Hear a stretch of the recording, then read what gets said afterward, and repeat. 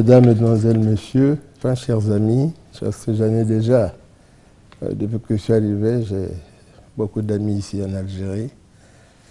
Surtout, Madame, je vous remercie pour l'occasion que vous m'accordez de m'exprimer sur votre chaîne à l'occasion de ma visite en terre algérienne. Mes remerciements vont d'abord aux hautes autorités de ce pays, notamment le président Tebboune qui nous a reçus aujourd'hui. Je tiens à lui dire tous mes remerciements pour l'accueil que nous avons eu ce matin, qui était un accueil de qualité. Et nous avons eu à comprendre que le président Tebboune est un sage, comme il n'y en a plus beaucoup en Afrique, à côté du président Denis Sassou Nguesso. Je crois qu'ils peuvent à mano travailler parce qu'ils sont émus d'une très grande sagesse. Pour parler de l'importance des relations algéro-congolaises, je voulais dire que l'Algérie et le Congo partagent une longue histoire. Une histoire diplomatique, politique. Le président Denis Sassou Nguesso a étudié ici en Algérie, à Cherchell, l'académie militaire, que j'ai eu l'honneur de visiter. L'amitié qui lie nos deux pays dans le cadre des relations de coopération a atteint cette année 60 ans. 60 ans, c'est un âge de grande maturité. Depuis toujours, nos deux États sont unis par des valeurs partagées de paix, de liberté, de démocratie. L'Algérie et le Congo ont longtemps et souvent travaillé ensemble dans la convergence de leurs idées pour la libération et l'indépendance de certains pays frères tels que la Namibie, le Mozambique, l'Angola, l'Afrique du Sud, et la liste n'est pas exhaustive. Cependant, cette longue histoire d'amitié et de coopération, qui a atteint, comme je l'ai dit tout à l'heure, un âge conséquent, nécessite à être renforcée dans les différents domaines d'activité de nos assemblées parlementaires, dans le domaine de secteurs tels que l'agriculture, pourquoi pas les hydrocarbures et tant d'autres. Le renforcement des échanges entre les groupes parlementaires contribue de façon efficace à promouvoir la coopération interparlementaire à travers des visites mutuelles, des échanges sur des questions précises d'intérêt mutuel. Pour la petite histoire, la visite du groupe d'amitié Algérie-Congo en février dernier, nous avons dans la salle le président du groupe d'amitié Congo, vous l'avez là, a été un déclencheur du protocole cadre de coopération qui vient d'être signé. Au cours de nos entretiens, tant avec le président de l'Assemblée populaire nationale, Brahim Bougali, qu'avec le président du Conseil de la Nation, Salah Goudji, nous avons parlé des possibilités de renforcer la coopération économique entre nos deux États, dans des domaines, comme j'ai dit tout à l'heure, variés et divers. Pour ce faire, nos assemblées parlementaires devraient pousser nos gouvernements, à travers des plaidoyers récurrents, aller vers une concrétisation des opportunités qui sont nombreuses. Au titre des dossiers parlementaires de terrain commun, il s'agit essentiellement de se concerter régulièrement sur des dossiers d'actualité impliquant la coopération interparlementaire lors des grandes rencontres internationales, y compris au niveau africain. Ceci permettrait des prises de position communes ainsi qu'un soutien mutuel. Le manque de cadre formel tel que l'accord qui vient d'être signé, ainsi que l'absence des échanges entre groupes d'amitié parlementaires n'ont pas favorisé jusque-là cette cohésion. La perspective d'amélioration de cette situation demeure donc, vous l'avez compris, le renforcement de la coopération interparlementaire. L'Algérie joue un rôle éminent dans le monde. Elle a eu à participer à l'indépendance de beaucoup de pays africains et à ce sujet, mano à mano avec le Congo. C'est pourquoi nous tenons à avoir avec ce pays frère une coopération toujours agissante. Parce que c'est ça, je crois, la voie pour la coopération et de l'Algérie et du Congo, et pourquoi pas du continent africain. Monsieur le Président de l'Assemblée nationale du Congo, après la rencontre avec le président de l'Algérie, Monsieur Abdelmadjid Tebboune, vous avez affirmé le relancement des accords gelés depuis 2017, une rencontre fructueuse avec le président de la République. D'abord, comme je l'ai dit au sortir de l'audience, nous avons rencontré un sage tel que, hélas, il faut le dire, on n'en voit plus beaucoup en Afrique.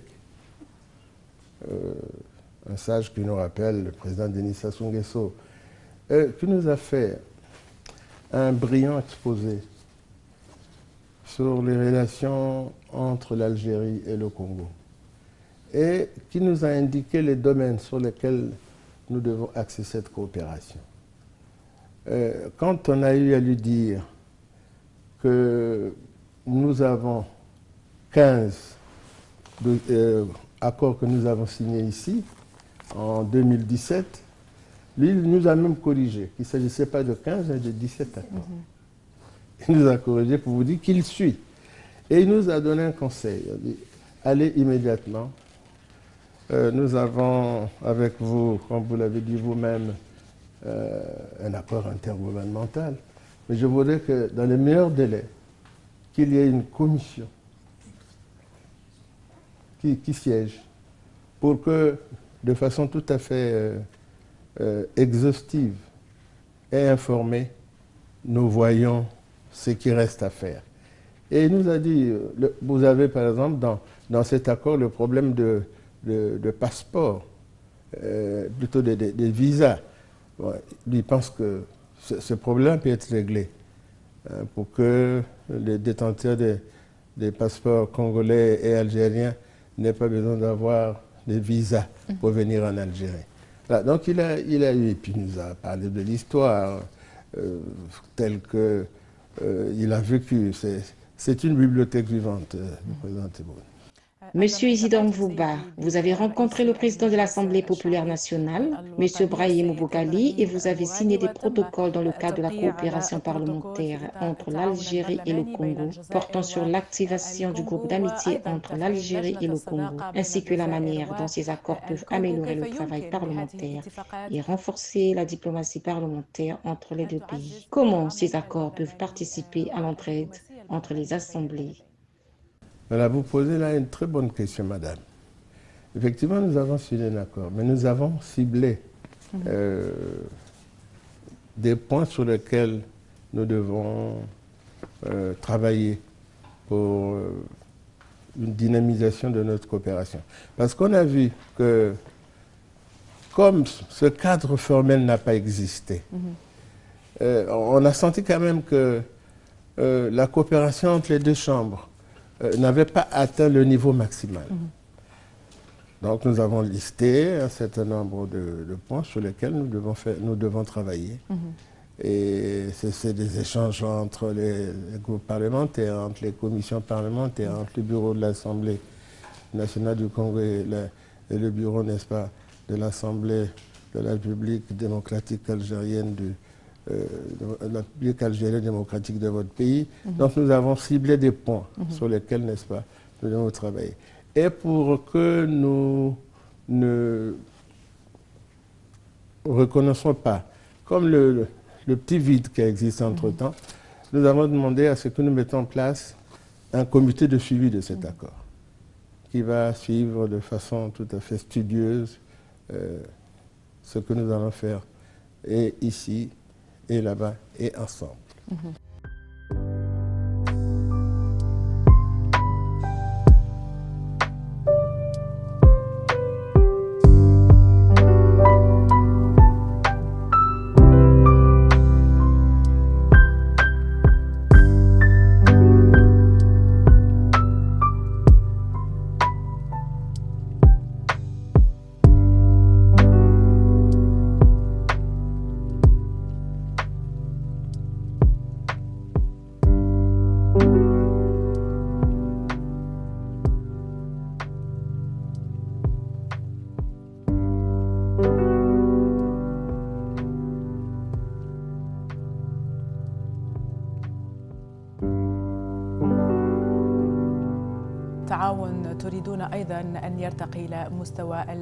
Nous nous élevons au niveau des relations entre les deux pays et la coopération économique entre l'Algérie et le Congo.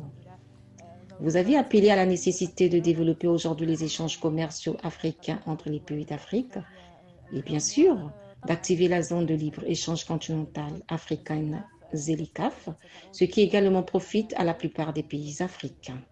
Absolument. Nous sommes en train de partir un grand marché, la zone de libre-échange économique. Mais pour y aller, il faut que les pays soient armés au travers des productions, tous azimuts, n'est-ce pas, pour que ça soit un marché qui donne la chance à tous les États. Et je crois que là, il s'agit d'une question sur laquelle le Congo travaille déjà. Le président Denis Sassou Nguesso vent debout et a donné des instructions qu'il faut au gouvernement pour que ça soit là une activité prioritaire sur laquelle, n'est-ce pas, les différents ministères sont en train de travailler. أيضا هناك عدة مجالات يمكن للجزائر والكونغو أن يتعاون فيها ربما الجزائر يمكن أن D'autres secteurs ont été évoqués. On parle aussi de partager l'expérience algérienne dans le domaine énergétique, mais pas que. Quels sont les autres domaines que vous pensez que l'Algérie peut apporter à votre pays? Nous sommes devenus un pays gazier. Et sur ce point précis, en tenant compte de l'expérience de l'Algérie, nous avons dû demander, on l'a dit au président Tebboune, l'ambassadeur et moi, que l'Algérie nous aide, n'est-ce pas, dans ce domaine, pour que nous engageons de la valeur ajoutée, n'est-ce pas, dans la gestion de cette denrée. Cette proposition a été bien accueillie par le président Tebboune. Il y a d'autres secteurs. Il y a le secteur, pourquoi pas, de la pêche. Il y a des secteurs, on a dit tantôt, je l'ai dit déjà, des hydrocarbures. Donc, nous avons eu à lister, effectivement, des secteurs porteurs sur lesquels les deux pays vont travailler pour le développement économique de l'Algérie et du Congo. Monsieur le Président, l'humanité fait aujourd'hui face au choix le plus difficile. Le peuple palestinien est soumis au déplacement forcé. Et aujourd'hui, l'occupation lance une attaque contre Rafah, qui abrite aujourd'hui plus d'1,5 million de personnes déplacées. L'Algérie déploie des efforts considérables pour mettre fin à cette guerre contre Gaza et plaide également pour que la Palestine devienne membre à part entière des Nations Unies. Partagez-vous la vision concernant la nécessité d'arrêter la destruction de Gaza? Bon, ce qui se passe en Palestine est tout à fait regrettable. Je crois qu'il y a une chose à faire, c'est d'arrêter les hostilités. Parce que chaque jour qui passe, il y a des hommes et des femmes qui meurent. Et on a eu à constater que ce sont malheureusement, les femmes et les enfants qui payent le lourd tribut. Et sur ce point, la position du Congo n'a guère changé. C'est la position de l'Union africaine. La Palestine doit se constituer et devenir un État. Et nous sommes pour cette solution des deux États. وبما أن الكونغو يعني تساند اليوم القضايا التحررية أيضا ولأن الكونغو أيضا عانت من الاستعمار مثلها مثل باقي دول. Le Congo soutient aujourd'hui les questions de libération et parce que le Congo a également souffert du colonialisme contre le reste des pays africains, c'est un autre pays lointain qui atteint la réalisation de son destin. Le peuple saroui l'attend au niveau des Nations Unies. Êtes-vous également d'accord pour que le peuple saroui obtienne son indépendance et ait la possibilité de déterminer son destin?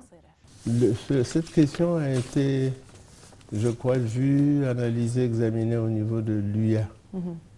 Et quand le président était à la tête d'abord de l'UIA, cette question, qui est une vieille question, a été vue et débattue.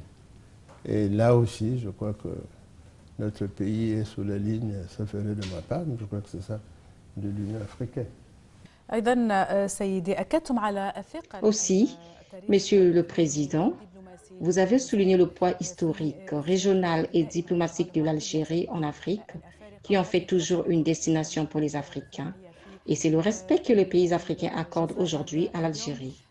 Peut-être recherchez-vous l'engagement sincère de l'Algérie pour traduire ce que cela signifie. Les pères fondateurs de l'Afrique voulaient l'Union africaine. Vous soulignez également la nécessité de l'Union africaine et la partager avec l'Algérie, selon laquelle il n'y a pas de solution aux problèmes africains, sauf des solutions africaines, bien sûr. L'Algérie se concentre toujours sur les solutions africaines aux problèmes et aux crises auxquelles l'Afrique est confrontée aujourd'hui, et elle suit ce que voulaient les pères fondateurs de l'Afrique. Que faut-il faire? Mais comme on l'a dit tantôt, il faut s'appuyer sur des pays comme l'Algérie dans son ADN. L'Algérie a toujours travaillé en faveur de peuples opprimés.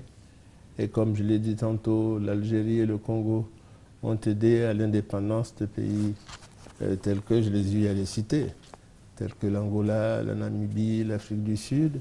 Et je crois que l'Algérie est sur cette position, ensemble avec le Congo. Et c'est ça qui fait l'ADN de votre pays, que nous aimons tant.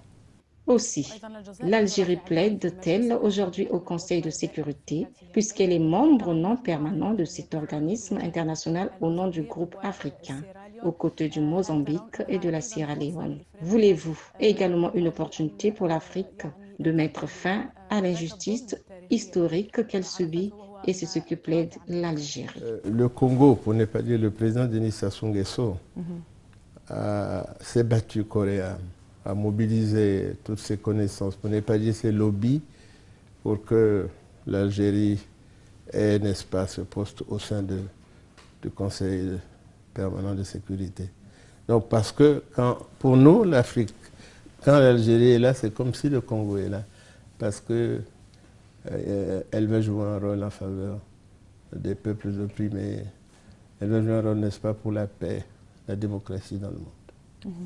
سيد إيزيدور مفوبا رئيس المجلس الوطني لجمهورية الكونغو، شكرا جزيلا لك على تلبية. Monsieur le Président, on vous remercie pour cette interview. Merci d'avoir répondu à nos questions. شكرا جزيلا لك. Shukran, mais c'est une leçon à tirer, il faut que je me mette au plus vite à l'apprentissage de l'arabe. Merci, shukran.